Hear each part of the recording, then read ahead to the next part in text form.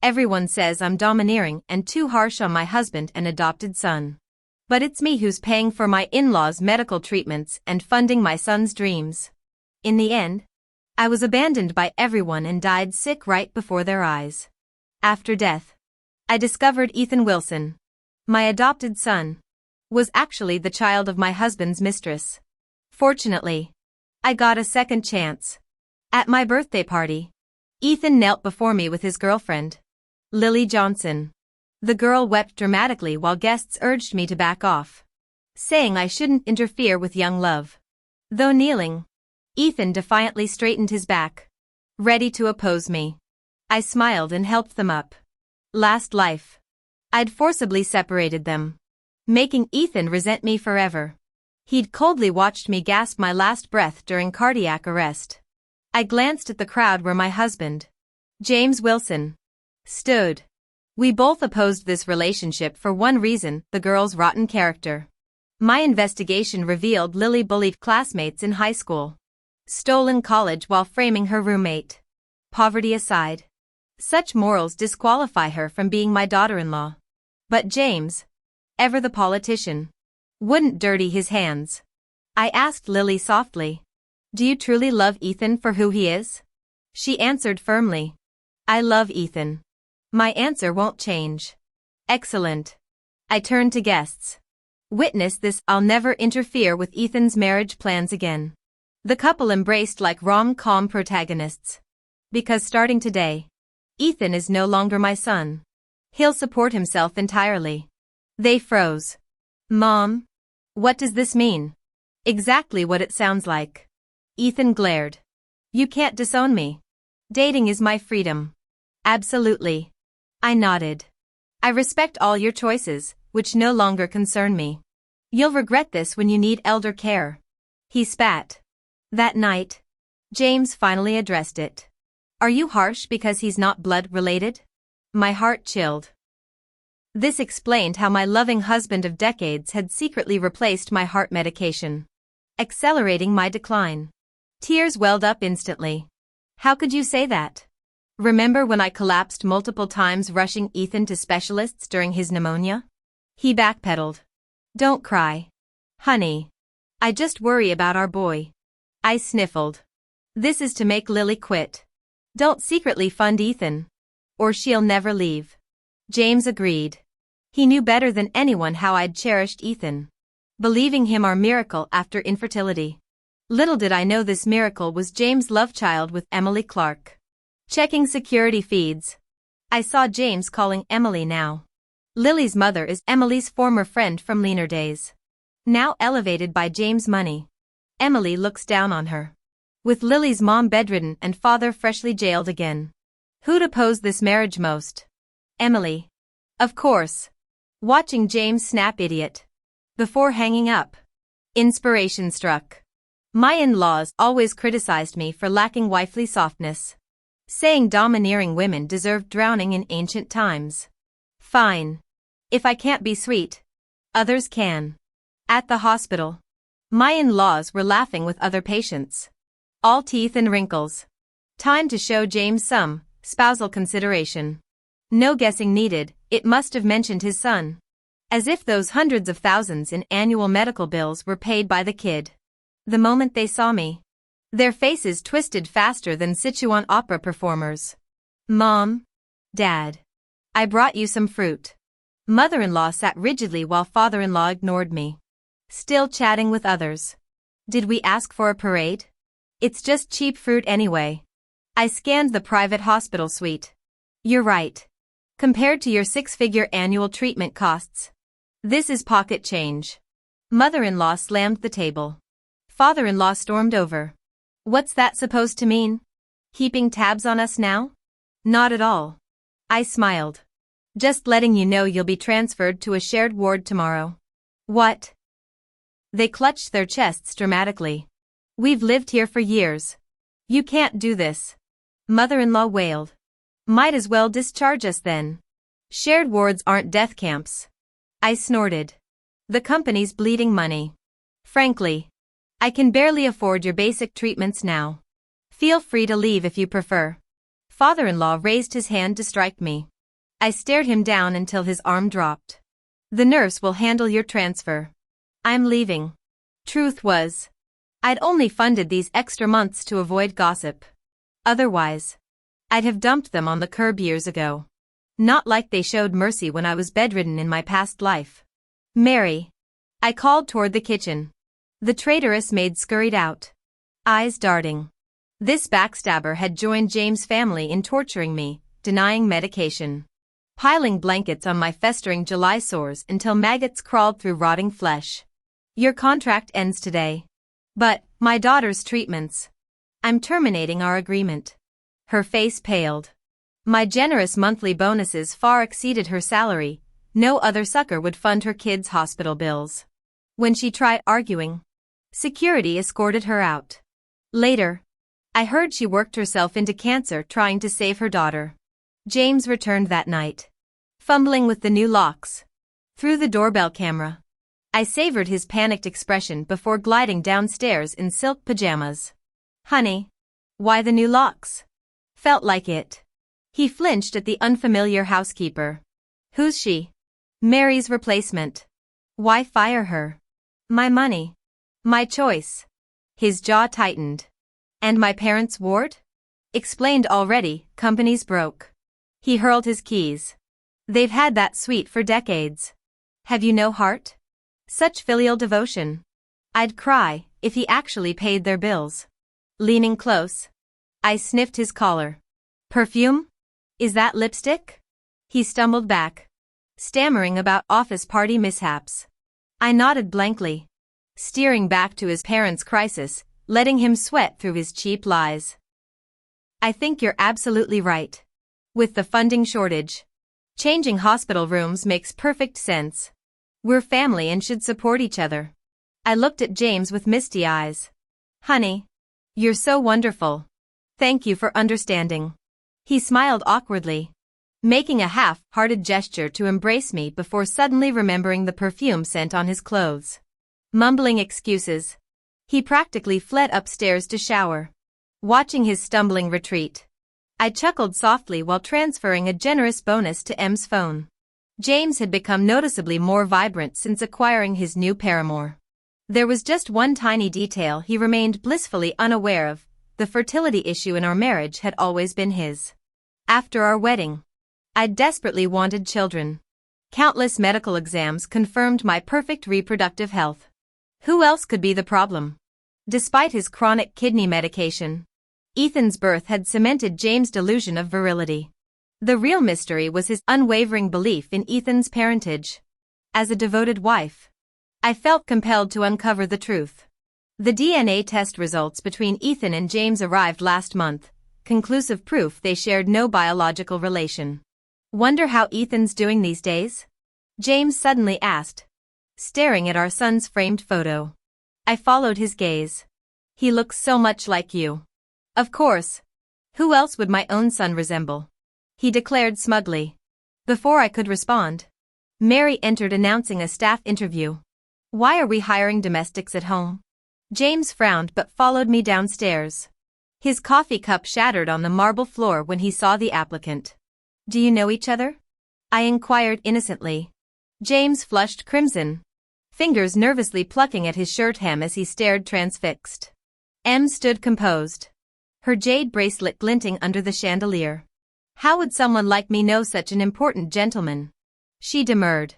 Mary's eyebrows shot up at M's knowledge of James' surname, but remained silent when I showed no reaction. After the interview, I hired M despite James' sputtering objections. In the following days, I cultivated M with relentless flattery. Her shallow responses revealed limited sophistication. Yet my praise gradually inflated her confidence. Midway through our latest conversation, the hospital called. Ethan had been severely beaten, requiring immediate surgery. My son's been attacked, I announced. M sprang up, panic-stricken. Ethan's hurt?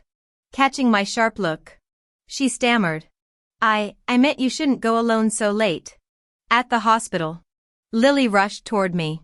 The slap echoed through the corridor before she finished speaking. Ethan reached out pitifully from his bed. Mom. It hurts so bad. Though tempted to abandon him, childhood memories softened my resolve.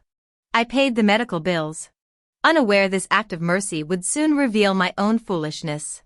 Every detail of Ethan's hospital stay reached me, though I never visited. My beloved son was about to teach me the true meaning of betrayal. During this period, Jack, Lily's father, harassed Ethan relentlessly every day. After leaving home, Ethan had been staying at Lily's place, aside from occasionally tending to Lily's gravely ill mother. The young couple had been living quite comfortably. But soon, James was released, and Ethan's nightmare began. Upon learning Ethan came from wealth, James started extorting daily payments from him.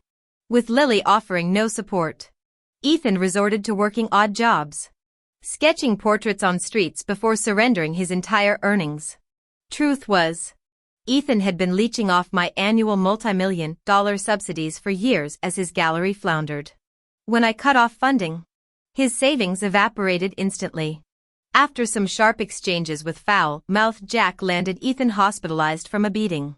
The harassment continued even during his recovery. Post-discharge, Ethan sneaked home but avoided me. My confusion turned to hysterical laughter when security footage showed Emily handing him a card at the back door. Ethan actually told her thanks. Mom. My ribs ached from laughing. So he'd known all along. No wonder he'd kept me at arm's length despite my efforts since adopting the sickly 2-year-old covered in medical tubes. I'd circled the globe seeking treatments, aching to bear his pain. Yet he rarely called me mom unless needing favors. So this was why. Ungrateful wolves. The whole pack. And these were the creatures who'd destroyed me. Emily urged Ethan to return home. But he refused, smugly insisting, "Don't worry. Jess will beg me back within days. She's always coddled me." Watching the feed, my heart plunged into glacial depths. This was the boy I'd cherished for 2 decades. Clenching fists against surging rage, I vowed retribution. I immediately froze James' accounts. Currently infatuated with his latest mistress, he'd nearly forgotten his place. At dawn, James stormed in, cards clattering on my nightstand. "Explain this." Coughing weakly, I sat up. "Told you about the cash crunch. My cards got frozen too." He blinked, sitting beside me. "You okay?"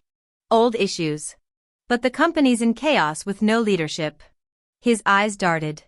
"Maybe I could oversee things temporarily?" I gazed up tearfully. "Really? Thank you, honey." His forehead kiss left me scrubbing my skin raw with disinfectant wipes after he left. At the office, assistants reported James strutting like peacock royalty. Let him play king briefly. With funds drying up, I halted the Wilsons' medical treatments. Their subsequent meltdown had me descending the stairs weekly. "Kill me, and you'll lose your last hope for treatment." The matriarch fainted dramatically. I had Emily drag her to a guest room. The patriarch jabbed a finger. "You barren failure. This is how you treat family?" I shrugged. "If I'm so terrible, have James divorce me." He hyperventilated, speechless. My money tree status made divorce unthinkable. They'd been gorging on my wealth while trampling me. "Since you know James won't leave me, behave, or I'll evict you." His trembling hands reached for the phone. "Call him. Such a filial son might abandon his CEO position to please you." He hung up instantly, pocketing the device. Satisfied, I turned toward my room only to find Emily gaping on the stairs. "How could you treat family like this?" she pressed, emboldened by recent familiarity. My icy stare pinned her against the wall. Trembling. "James Wilson is having an affair." Em's face turned deathly pale, her hands clutching her clothes until her knuckles whitened. Beads of sweat formed on her forehead as she blinked rapidly, resembling a condemned prisoner awaiting execution. Burying my face in my hands to hide my smirk, I began sobbing dramatically. That bastard James. At his age, still chasing after young girls. Em visibly relaxed and sat beside me, clinging to her delusion of James being a decent man more stubbornly than my past self ever had. "How do you even know he's cheating?" "Mr. Wilson doesn't seem like that type." she challenged. Sniffling. I unlocked my phone to show her James' explicit chat history with his mistress, the kind that would require heavy censorship if posted online. M's eyes nearly bulged out of their sockets as she scanned the screen. I pointedly read aloud a particularly damning message. See? He even wants her to bear his child. Watching M's jaw clench and fists tighten with barely restrained rage, I calmly announced, I can't stay in this house anymore. I'm leaving for a few days. Without waiting for response, I wheeled out my pre-packed suitcase. The hotel 3 blocks away provided a perfect vantage point. At midnight, James finally returned after dozens of frantic calls from M. I monitored their security feed until their argument escalated, then hurried home. M sat weeping on the bed, lamenting how she'd only seen her biological son Ethan once a month for years. James exploded, You dare complain? Who forced me to bring Ethan home for Jess to raise? Was I supposed to let our baby die when he was so sick? M choked out between sobs. James sneered, Without me taking him in, Ethan wouldn't enjoy his privileged life. And you wouldn't get a $10,000 monthly allowance. Stop pretending to be victimized. Their physical altercation ended with M being thrown to the floor. I entered casually. Phone recording. Finished?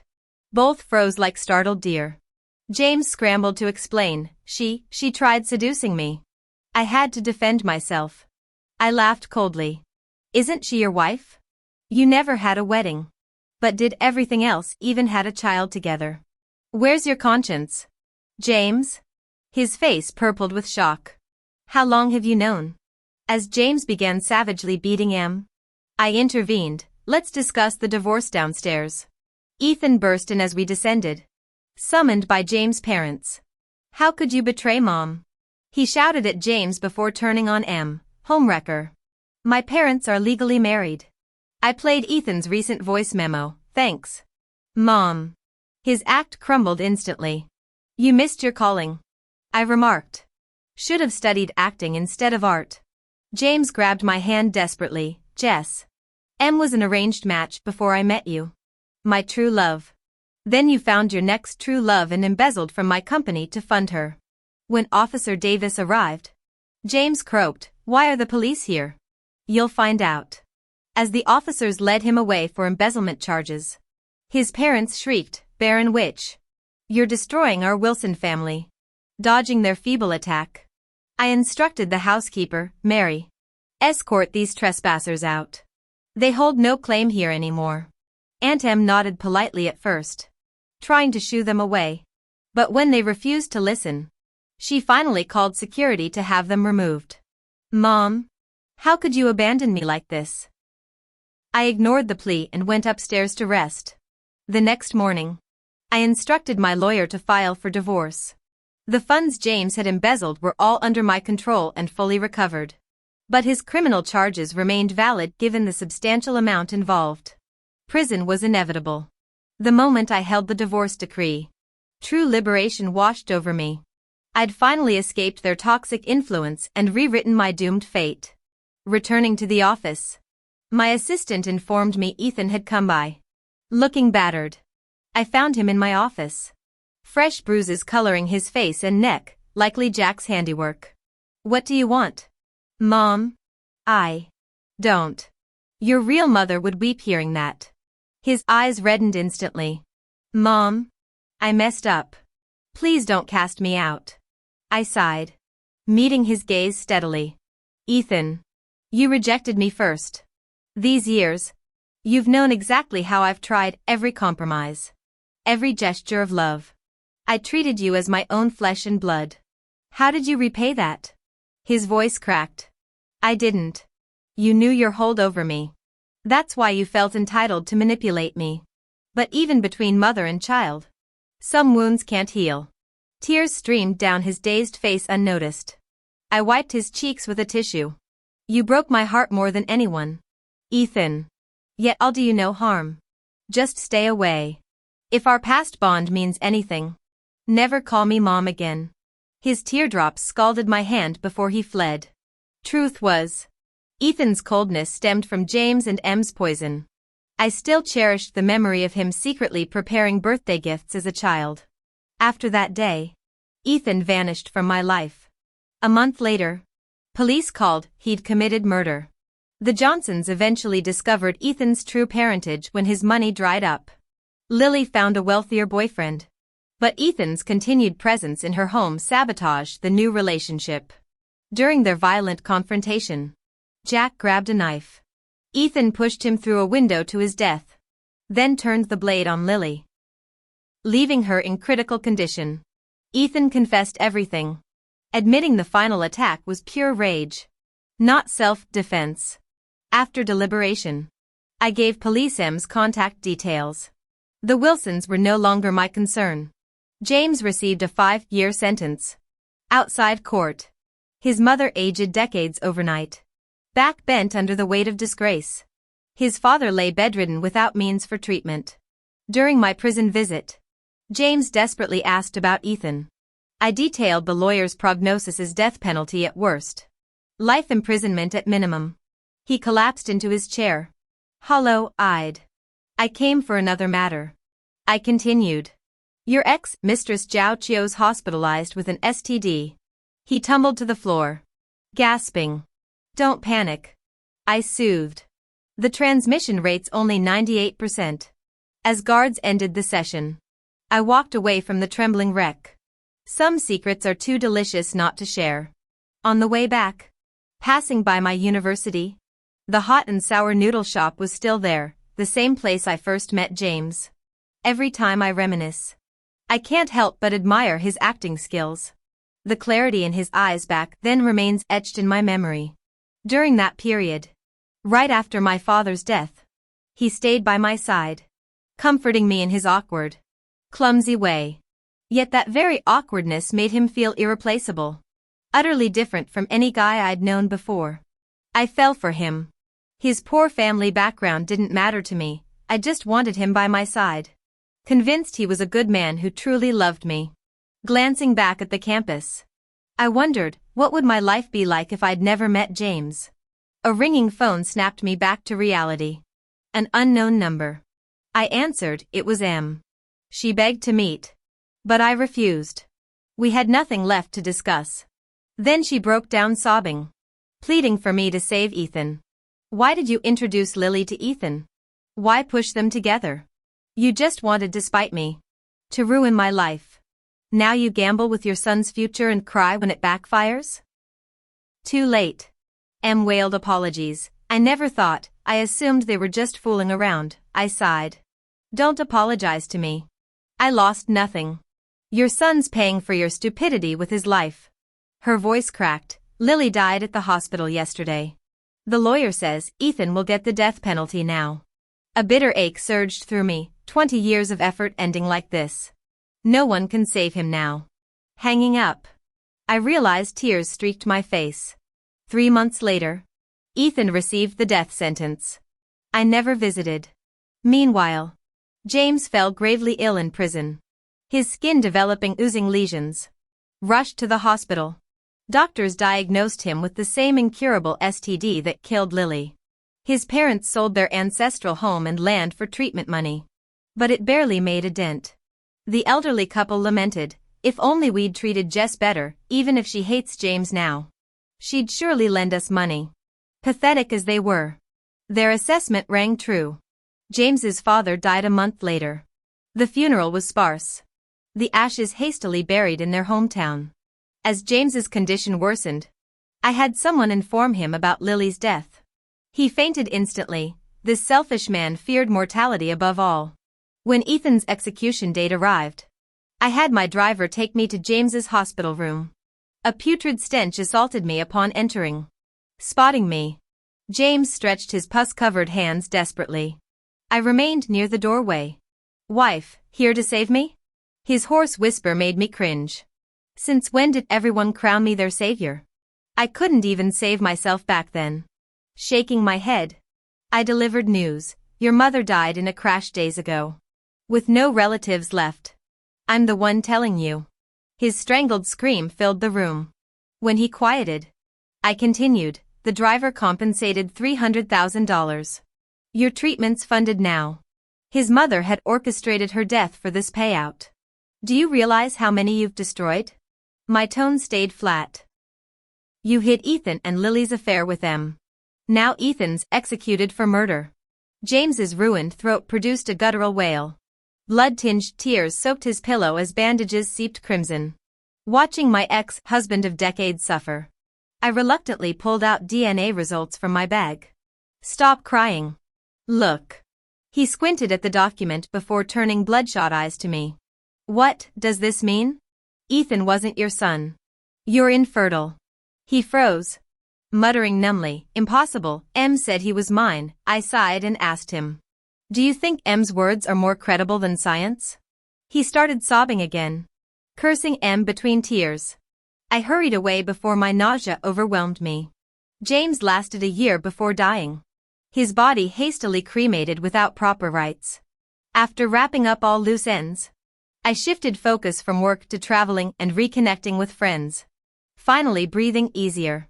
Returning from a trip today, my driver picked me up at the high-speed rail station. Our usual route was blocked by an accident, forcing us through a rough neighborhood. Staring out the window, I suddenly spotted a familiar figure. M sat roadside wearing a winter coat in sweltering heat, mismatched with shorts and flip-flops. Her hair matted and face smudged. I slowed the car as she looked up, blank recognition. Just vacant giggles. The truth hit me, she'd lost her mind. I tossed a $100 bill near her feet. She stared dumbly before picking it up, no longer understanding currency. Before I could react, beggars emerged from shadows, tackling her to wrestle away the money. Jess, I glanced at the struggling figure. Drive on. We never crossed paths again. I fell asleep early, enjoying dreamless rest. At dawn, magpies chirped at my window before vanishing. Arriving at the office brought news of our new project's approval, the final step toward IPO. See? Cutting off those leeches finally let my luck blossom.